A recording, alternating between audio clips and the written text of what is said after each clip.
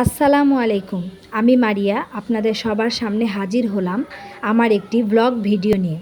আশা করছি আল্লাহর অশেষ রহমতে আপনারা সবাই ভালো আছেন। আলহামদুলিল্লাহ, আমিও ভালো আছি। আজকে ইফতারে আমি আয়োজন করেছি আমার ছেলের পছন্দের খাবার। আমি নান রুটি বানানোর জন্য ডো আগে থেকে বানিয়ে কিছুক্ষণ ঢেকে রেখে দিয়েছিলাম, আর চিকেন ম্যারিনেট করে রেখে দিয়েছিলাম ভাজার জন্য। তো নান রুটি বানানোর জন্য ডো আমি খুব ভালোভাবে মথে নিয়েছি, তারপর ছোট ছোট করে লেচি কেটে নিয়েছি রুটি বানানোর জন্য। আমি একটি একটি করে রুটি বেলে নেব আর ভেজে নেব। যেহেতু আমি কাঁচা পানি দিয়ে আটার ডোটি মেখেছি, তাই এটা বেশিক্ষণ রাখা যাবে না রুটি বেলে। মুরগি ভাজা আর নান রুটি আমার ছেলের খুব পছন্দের একটি খাবার। ছোট মানুষ, রোজা রেখেছে, তাই ওর পছন্দ মতো ইফতার বানালাম আজকে।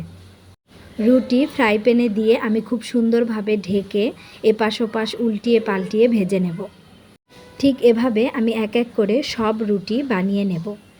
আর রুটি বানানো হয়ে গেলে আমি উপর দিয়ে দিব 1 চামচের মতো ঘি।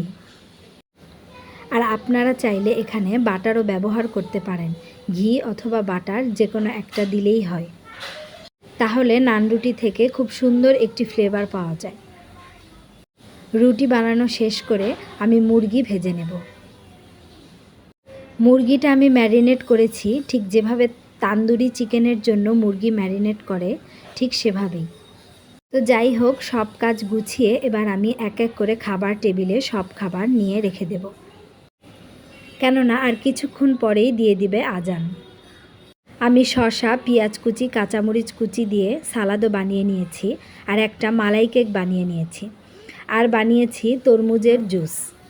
আমার এই ভিডিওটি আপনাদের কাছে কেমন লেগেছে অবশ্যই কমেন্ট করে জানাবেন। সকলে ভালো থাকবেন, সুস্থ থাকবেন, আমার পরিবারের জন্য দোয়া করবেন। আল্লাহ হাফেজ।